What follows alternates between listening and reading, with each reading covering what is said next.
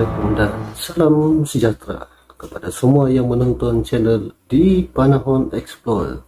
Diharap Anda semua dalam keadaan baik dan sehat walafiat bersama insan yang tersayang. Terlebih dahulu ingin saya sampaikan sedikit pesanan berkenaan kehidupan kita di era pandemik ini. Pesanan ini adalah berkenaan betapa pentingnya mengikut SOP yang disarankan oleh pihak kerajaan agar kita sama-sama dapat mengelakkan penularan virus COVID-19 ini. Jaga jarak sosial dan pastikan tidak keluar sekiranya tiada urusan yang penting. Oke guys, saya doakan kita semua selamat daripada virus yang berbahaya ini. Sedikit sebanyak tentang lokasi ini, rumah yang ditinggalkan ini adalah pada suatu ketika dahulu milik sebuah keluarga yang berbangsa Sing. Ini berdasarkan gambar yang ditinggalkan di dalam rumah tersebut. Saya juga mendapatkan maklumat tambahan melalui seorang kenalan berbangsa Sing yang tahu akan sedikit berkenaan rumah tersebut. Info yang saya dapati agak sensitif dan kurang sesuai untuk diceritakan dalam video ini, dan memadai untuk saya katakan keluarga ini berpindah ke sebuah penempatan baru yang lebih baik daripada rumah ini, dan rumah ini juga digelar di kalangan mereka sebagai rumah keluarga. Dan hasil pemerhatian kami, selepas keluarga ini berpindah, ada individu lain yang tinggal selain daripada mereka. Ini juga berdasarkan keadaan masa rumah itu. Rumah ini terletak di atas sebuah bukit kecil dan kedudukannya dikelilingi kebun satu ketika dahulu, dan kini ianya mula ditumbuhi oleh semak sambun. Sedangkan kedudukannya berdekatan dengan hutan, maka hidupan liar mula berkeliaran di sekitarnya, dan ini disaksikan sendiri oleh saya semasa melakukan tinjauan siang di tempat ini, di mana kami hampir bertembung dengan sang penyondol pada waktu itu. Ya, sang penyondol memang agak mencemaskan apabila sang baby itu tiba-tiba meluru keluar daripada semak dan menuju ke arah hutan di belakang rumah ini. Dan kami juga menemui banyak kesan-kesan sang baby di sekitar kawasan yang berhampiran dengan rumah ini. Kedudukan rumah yang hampir tidak kelihatan karena semak sambun yang makin meninggi, dan kedudukannya yang terletak betul-betul di hadapan jalan bersimpang tiga menambahkan lagi suasana yang suram dan agak menyeramkan tempat ini. Semasa melakukan tinjauan siang di rumah ini, jelas kelihatan kesan peninggalan individu yang terakhir tinggal di rumah ini, di mana terdapat kain yang bergantungan di bilik, bukan kain di bilik air, dan peninggalan yang menarik yaitu gambar-gambar lama, dan terdapat beberapa perkara yang menarik perhatian saya dan masih menjadi persoalan. Di antaranya ialah kedudukan kain yang digantung di bagian atas bilik. Ya, kelihatan agak ganjil bagi kami karena kain itu kelihatan masih dalam keadaan yang baik.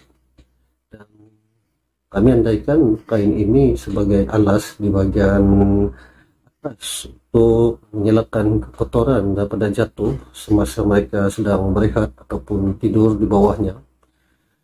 Sebagai contoh, mungkin juga ianya untuk menghalang daripada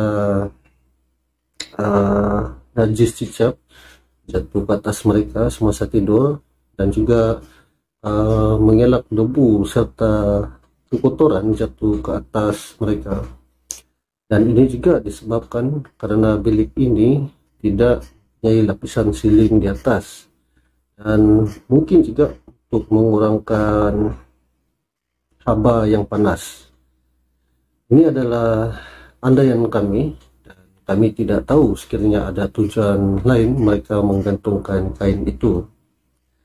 Dan terdapat juga satu permainan yang digantung pada satu laluan untuk masuk ke sebuah bilik, dan ini juga kelihatan agak pelik karena ianya digantung begitu rupa dan tidak ada sebarang jawaban yang baik untuk persoalan ini. Adakah untuk menghalang kanak-kanak daripada bermain? Namun ianya kurang logik karena permainan ini akan sentiasa kelihatan sekiranya ianya bertujuan seperti itu. Untuk apa kita menggantung permainan itu sekiranya kanak-kanak itu masih boleh melihatnya? Suasana di bilik belakang juga terdapat aksesori motosikal yang kelihatan seakan dileraikan di dalam ataupun di tempat itu. Adakah juga bilik ini dijadikan tempat untuk meleraikan motor curi sebelum ini? Tidak dapat kami jelaskan karena tidak terdapat bukti tambahan untuk menyokong kenyataan ini.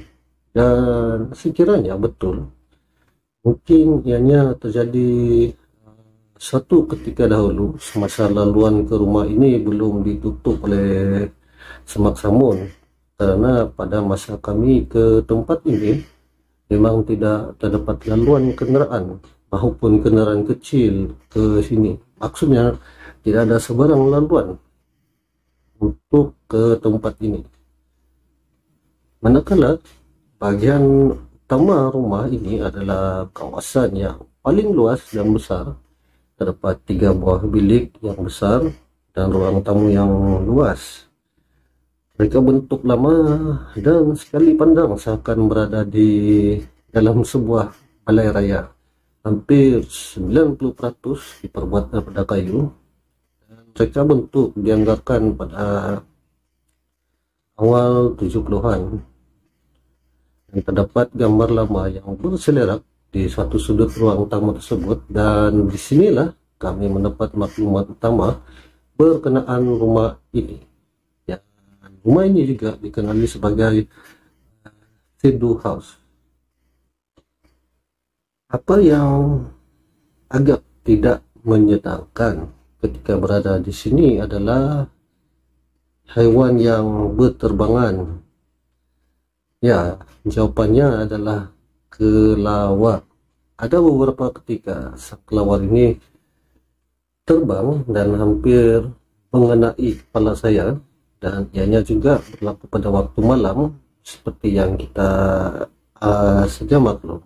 Tempat-tempat seperti ini adalah menjadi habitat ataupun tempat tinggal bagi hewan ini, maka tidak heranlah tempat seperti ini akan ada kelawar yang berterbangan. Sebelum saya terlupa, kami terpaksa menggunakan laluan meredah semak samun belukar karena laluan ke rumah ini telah tertutup dengan semak samun, dan kami menggunakan jalan yang agak semak agar kehadiran kami ke tempat ini tidak menjadi perhatian orang yang lalu di jalan utama yang berhampiran. Dan begitu juga pada waktu malam, kami masih menggunakan laluan yang sama, walaupun agak sedikit cemas karena bimbang akan bertembung lagi dengan sang baby, karena kawasan itu adalah kawasan jajahannya, dan saya juga amat yakin terdapat beberapa ekor lagi yang sedang bersembunyi di kawasan yang berdekatan. Semasa kami tiba di rumah ini, dan seperti yang saya jangkakan, suasana pasti akan berbeza. Lain daripada berbeza hari siang dan malam, suasana berbeza yang saya maksudkan ialah persekitarannya semakin suram, sunyi, dan agak menakutkan. Perasaan diperhatikan itu memang akan timbul secara otomatis apabila berada di tempat seperti ini.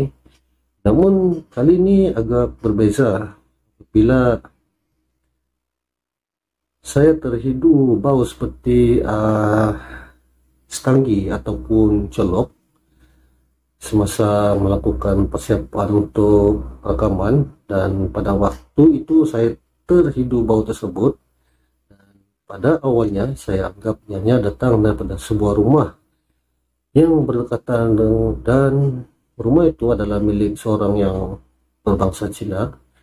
Namun sekiranya difikirkan balik, agak mustahil bau tersebut akan sampai ke tempat kami berada ketika itu, melainkan orang yang membakar colok ataupun stanggi dalam kuantiti yang banyak, mungkin baunya akan sampai. Dan satu lagi, jarak rumah yang saya maksudkan yang membakar colok itu agak jauh kedudukannya dan mustahil baunya akan sampai ke tempat kami. Selepas itu kami memulakan rekaman seperti biasa, bermula daripada bahagian luar, dan saya dapati terdapat tanda-tanda kehadiran orang lain di tempat ini sejak kedatangan kami pada sebelum ini. Selesai rekaman di bahagian luar, kami memasuki bahagian utama rumah ini, dan memang tepat sekali terdapat perubahan kedudukan benda di dalam rumah ini. Termasuklah ada sebatang kayu di hadapan pintu depan rumah ini. Terdapat juga perubahan kedudukan gambar yang berselerak di atas lantai. Dan ketika ini sesuatu telah terjadi. Seperti biasa, sebelum keluar untuk melakukan rekaman atau masuk ke lokasi, persiapan dari segi peralatan akan dilakukan. Kami akan melakukan double check pada peralatan yang digunakan agar tidak terjadinya masalah bila berada di lokasi. Namun pada malam itu, semasa kami melakukan rekaman di kawasan utama rumah ini, satu persatu peralatan kami menghadapi masalah. Bermula dengan gimbal jas, di mana gimbalnya secara tiba-tiba terhenti ataupun kuasa baterinya secara tiba-tiba habis, dan diikuti dengan dua buah lampu saya makin malap seakan kehabisan bateri, sedangkan peralatan itu semuanya telah di-charge penuh sebelum masuk ke lokasi ini. Dan amat mengherankan karena bekalan kuasa pada power bank yang kami bawa untuk tujuan kecemasan juga berkelip, dan bateri pada kamera juga semakin berkurangan dengan agak cepat, dan saya rasakan agak mustahil terjadi karena ianya berlaku kepada jas dan saya secara serentak, dan ini tidak pernah berlaku sebelum ini. Sekiranya ia berlaku pada salah seorang daripada kami, masih boleh diterima dengan logik akal. Mungkin karena masalah teknikal pada peralatan ataupun pengecas kami. Namun keadaan ini agak tidak logik. Kami melakukan rekaman seperti biasa, walaupun risau sekiranya kehabisan kuasa bateri, maka kami akan menghadapi masalah untuk keluar daripada tempat ini karena kami perlukan lampu atau cahaya untuk meredah belukar masa keluar nanti. Dan selepas proses rekaman berakhir, kami berehat sekejap di halaman rumah ini, dan ketika ini sekali lagi saya terhidu bau colok stangki tadi, dan diikuti dengan bunyi batuk yang jelas kedengaran daripada dalam rumah itu, dan bunyi benda berat diseret di dalam rumah itu. Dan saya sedar akan tiada sebarang perabot di dalam rumah itu yang boleh menghasilkan bunyi sekuat itu apabila diseret. Dan malangnya, semua ini hanya disedari dan didengari oleh saya seorang. Dan ini terjadi semasa off record. Bagi saya amat rugi karena ia tidak terekam di dalam kamera. Seolah penghuni di tempat ini memberi isyarat kami agar beredar daripada rumah ini. Semasa mereda belukar untuk keluar, saya juga perasan terdapat beberapa tiang kecil dipacak di atas tanah dan ditanda menggunakan plastik, seakan tanda untuk memasang pagar. Mungkin juga ada seseorang yang telah menjadi tuan baru kepada tempat ini. Sekiranya betul, maka tempat ini akan selamat daripada menjadi pot atau sarang kepada perbuatan yang tidak baik. Kejadian pelik tidak berakhir di sana, karena apabila sampai ke rumah dan saya ingin mengemaskan peralatan yang berada di dalam beg, saya dapati lampu yang saya gunakan tadi terpasang dan menyala dengan terang di dalam beg. Ini menimbulkan pelbagai soalan karena lampu ini telah malap dan kehabisan kuasa bateri.